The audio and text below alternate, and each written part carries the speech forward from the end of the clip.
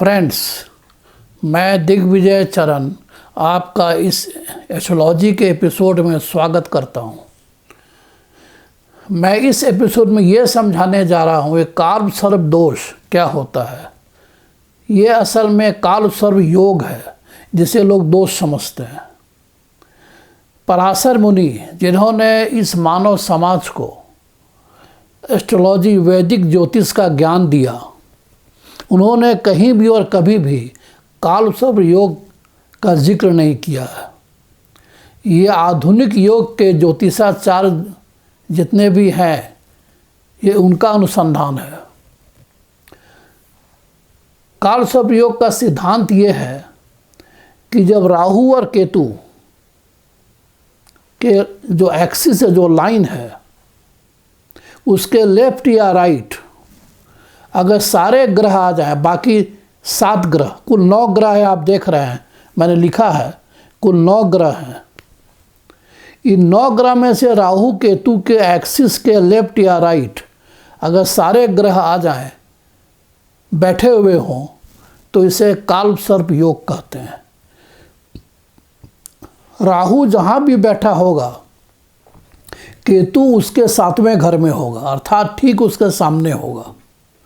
राहु अगर पहले घर में है तो केतु 7वें घर में होगा।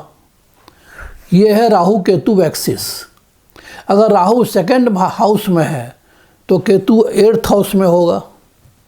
अगर राहु 3rd हाउस में है तो केतु 9th हाउस में होगा। अगर राहु 4th हाउस में है तो केतु 10th हाउस में होगा। अगर राहु 5th हाउस में है तो केतु 11th हाउस में होगा। अगर राहु 6th हाउस में है तो केतु 12th हाउस में होगा। अगर राहु 7th हाउस में है तो केतु 1st हाउस में होगा। अगर राहु 8th हाउस में है तो केतु 2nd हाउस में होगा। अगर राहु 9th हाउस में है तो केतु 3rd हाउस में होगा। अगर राहु 10th हाउस में है तो केतु 4th हाउस में होगा। अगर राहु 11th हाउस में है तो केतु 5th हाउस में होगा। अगर राहु 12th हाउस में है तो केतु 6th हाउस में होगा। अर्थात राहु और केतु हमेशा एक दूसरे के सामने होंगे। तो ये 12 घर में राहु कहीं भी हो सकता है और हमेशा उसके अपोजिट केतु बैठेगा। अब इस एग्जाम्पल में राहु और केतु का एक्सिस है, राहु 1st हाउस में है, केतु 7th हाउस में है, तो बच गए बाकी 7 ग्रह। कुल 9 ग्रह हैं तो बच गए बाकी 7 ग्रह। अब ये 7 ग्रह अगर लेफ्ट में बैठ गए, अर्थात 2nd house, 3rd house, 4th house, 5th house, 6th house, अगर इन घरों में ही 7 ग्रह बैठ गए तो यह काल सर्प योग है।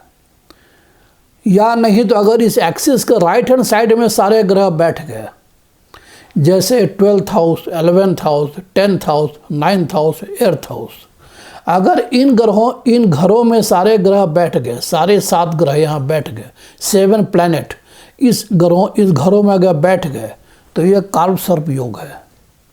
अर्थात राहु केतु एक्सिस के लेफ्ट या राइट 7 ग्रह बैठ जाएं तो यह काल सर्प योग है। अब ये भंग किस तरह होता है? अब जैसे मैं ये एग्जाम्पल लेता हूँ कि राहु और केतु एक्सिस के लेफ्ट में सारे ग्रह बैठे हुए हैं, लेकिन कोई एक ग्रह राहु या केतु के साथ बैठ जाए तो काल सर्प योग भंग हो जाता है। उसी तरह अगर 7 में से 6 ग्रह राहु और केतु के राइट हैंड साइड में बैठे हुए हैं और कोई एक ग्रह राहु या केतु के साथ बैठ जाए तो काल सर्प योग भंग हो जाता है। ये तो एक कंडीशन है इसके भंग होने का। एक दूसरा कंडीशन भी है कि 7 में से 6 ग्रह मान लीजिए इसके लेफ्ट हैंड साइड में बैठे हुए हैं और कोई एक ग्रह एक्सिस को पार करते हुए दूसरे साइड में आ जाए। अगर 10th हाउस में आ गया, मान लीजिए 6 ग्रह 2nd, 3rd, 4th, 5th, 6th house में बैठे हुए हैं और कोई एक ग्रह 10th हाउस में आ गया तो काल सर्प योग भंग हो गया। इसका दूसरा एग्जाम्पल, अगर राहु केतु एक्सिस के राइट हैंड साइड में 7 में से 6 ग्रह आके बैठ जाएं और कोई एक ग्रह इसको पार करता हुआ 4th हाउस में आके बैठ जाए, मतलब अपोजिट साइड में जाकर बैठ जाए, तो काल सर्प योग भंग हो गया। इसीलिए काल सर्प योग के भंग होने के ये 2 कारण हैं।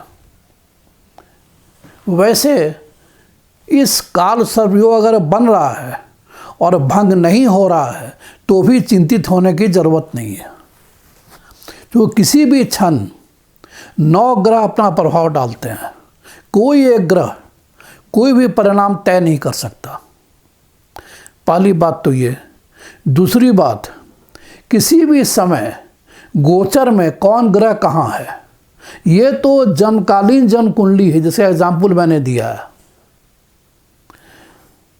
अब जब गोचर में सारे ग्रह घूमते हैं, जैसे जन्म के समय कोई जन्म कुंडली है जिसमें काल सर्प योग है और खंडित भी नहीं हो रहा है, भंग भी नहीं हो रहा है, लेकिन उस मनुष्य के जन्म लेने के बाद सारे ग्रह तो घूम ही रहे हैं हर क्षण स्पेस में। अब राहु केतु ने अपना जगह बदल दिया, बाकी सब ग्रहों ने अपना जगह बदल दिया स्पेस में, तो गोचर का भी बहुत महत्व है। किसी भी समय, जैसे आज इस समय अगर परिणाम तय करना है तो गोचर को देखना होगा। थर्ड इफेक्ट क्या होता है? पहला इफेक्ट होता है कि गोचर में कौन ग्रह कहाँ घूम रहे हैं। दूसरा इफेक्ट ये होता है कि 9 ग्रह इकट्ठे प्रभाव डालते हैं। और तीसरा ये कारण होता है इसके भंग होने का, इसके प्रभाव को कम करने का एक और कारण ये भी होता है कि किसकी महादशा चल रही है। महादशा अगर बुध की चल रही है, सूर्य की चल रही है, तो फिर राहु केतु का कोई रोल नहीं है।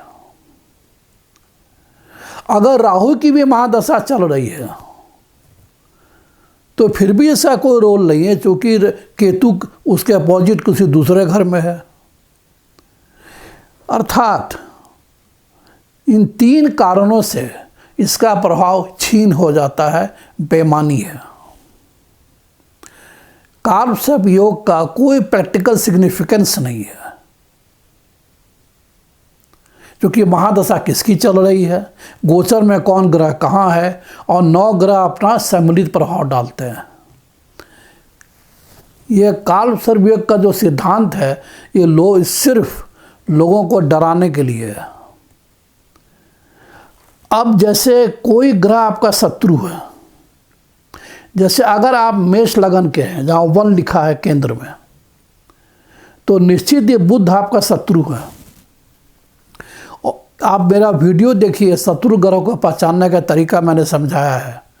तो मेष लगन के जन्म कुंडली में बुध उसका शत्रु है, और अगर बुध की महादशा चल पड़ी, बुध की महादशा चल रही है, तो परिणाम बुरे मिलेंगे।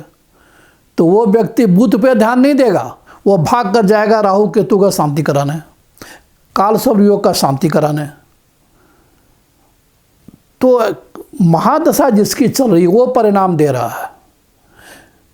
तो काल सर्प योग की शांति व्यर्थ है, बेबुनियाद है, क्योंकि सारे ग्रह गोचर में अपनी स्थिति बदल देते हैं।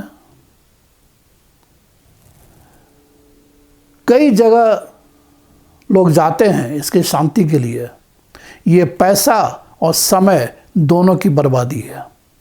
इस दुनिया में ऐसे कई लोग हुए जो बहुत विख्यात हुए और जिनकी जन्म कुंडली में काल सर्प योग है। जैसे सचिन तेंदुलकर, इतने बड़े क्रिकेटर, उनकी जन्म कुंडली में काल सर्प योग है।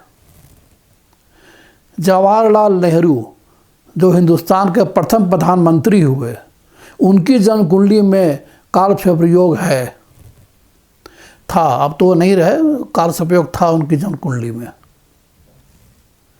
मार्गरेट थैचर जो यूनाइटेड किंगडम की प्रधानमंत्री थी, उनकी जन्म कुंडली में भी काल सर्प योग था। तो अर्थात ये कोई प्रैक्टिकल इसका सिग्निफिकेंस नहीं है।